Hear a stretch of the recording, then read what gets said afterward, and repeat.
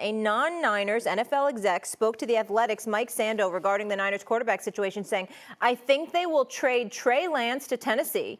Then they'll end up with Brady, and Brady will play 1 year for his home team, and they will have Brock Purdy as the backup. That is the chatter. Interesting. Keyshawn, who's more likely to start for the Niners at quarterback next season? If I'm giving you the options of Tom Brady, Brock Purdy, or Trey Lance. It'll be Tom Brady. If I had to bet my right arm on this situation, it's Tom Brady. It makes all the sense in the world. You start off Molly, by saying he's from San Mateo, California, which is right up the road from Santa Clara. He is a kid that was raised in the area who adored the San Francisco 49ers and Joe Montana growing up. He's always eyed the San Francisco 49ers in the right situation. And on top of that, you think about Brock Purdy's injury, 6 months with the UCL injury on the elbow, whether it's surgery or not. Trey Lance, yes, he'll be ready for OTAs, but do we know anything about Trey Lance? I don't think Trey Lance will be moved on to Tennessee via trade because you still got him on his rookie deal. You still got Brock Purdy on his rookie deal. One of the two, if not both, can be Brady's backup. All you're asking Brady to do is do something very, very similar to what he did in Tampa Bay his first year. You got Christian McCaffrey, a running game. You got Deebo Samuel, run and a pass game. By the way, Christian McCaffrey can catch the ball out of the backfield. And then you got Ayuk. Maybe you draft another receiver. You still got Jennings. But you got a key at the tight end position, right? Much like Tom Brady's always had his entire career, whether it was in New England or whether it was in Tampa Bay, he had somebody named Gronkowski. Now, Kittle's not too far away from Gronkowski. I think Tom Brady would like that. Then you got a defensive football team that's not getting any younger, getting a little bit older, right? You got Warner, you got Armstead, you got Bosa. You also want to capitalize on a young secondary that's only going to grow. So it's like him leaving New England and going to Tampa. You got a coach who knows how to dial it up. You're not asking Tom Brady to win games. All you're asking him to do is do better than Jimmy Garoppolo, do better than Brock Purdy, which with a left tackle like Trent Williams to protect your blind side, an offensive line that's stacked solid, you got a match made in heaven. And you know Brady's not going to ask. He's not going to ask for a lot of money. He was playing for $25 million in Tampa. So the money's not going to be an issue. You clear the books with Jimmy Garoppolo. You essentially hand that money to Tom Brady with the salary cap going up to $225 million. So they say out there reported that that's around the number it's going to be. So there's no money issues. You don't have to give up draft picks. You traded a haul to get Trey Lance. You're not going to get that same haul back. So why would you all of a sudden throw in the towel on Trey Lance instead of letting him learn under Brady? And once Brady walks out in 18, 24 months, so to speak, now you battle it out with a healthy Brock Purdy and a healthy Trey Lance. That's why I think that this is match made in heaven. John Lynch is not stupid, and neither is Kyle Shanahan. Well, none of them are stupid, and your analysis there was nothing short of brilliant. I get where you're coming from.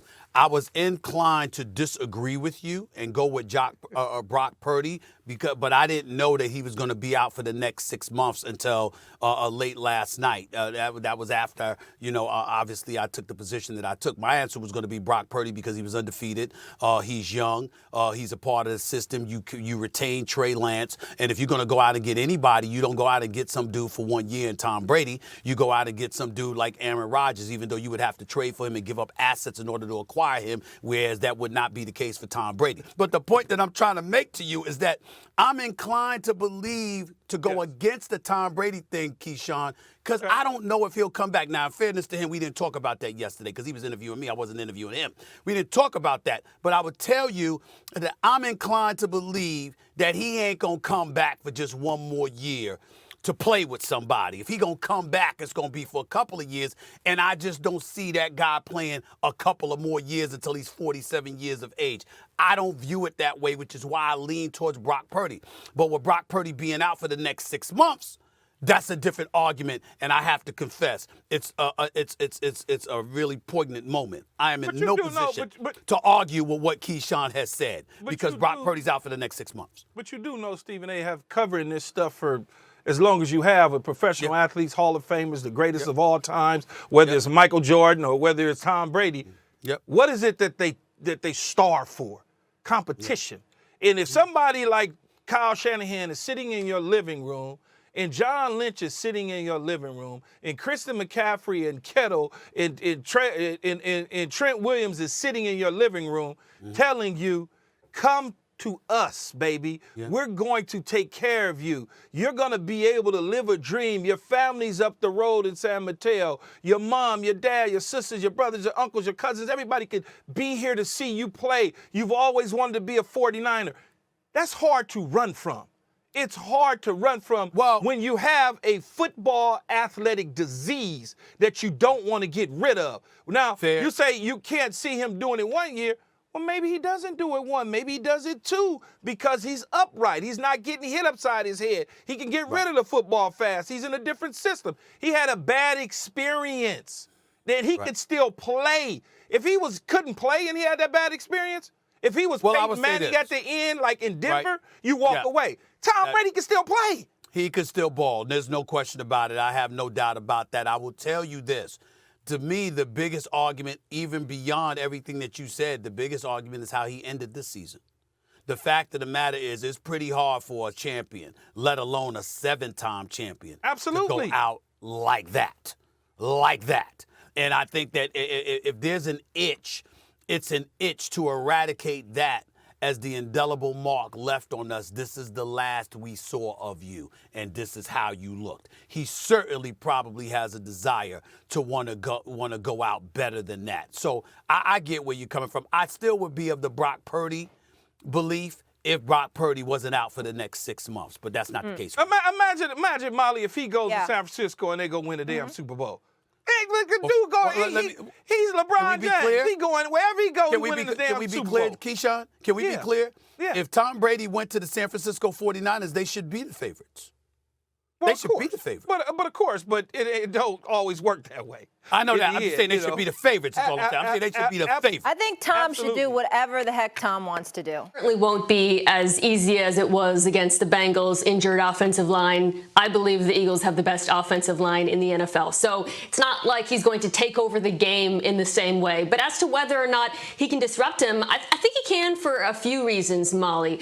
First of which is I do expect Jalen Hurts to have to pass more in this game to keep up with Patrick Mahomes in that offense. He's going to be dropping back a bit more. And over the regular season, as good as the Eagles' offensive line was, Jalen Hurts actually ranked 7th overall in sacks, part because he's holding on to the football, but there will be opportunities there.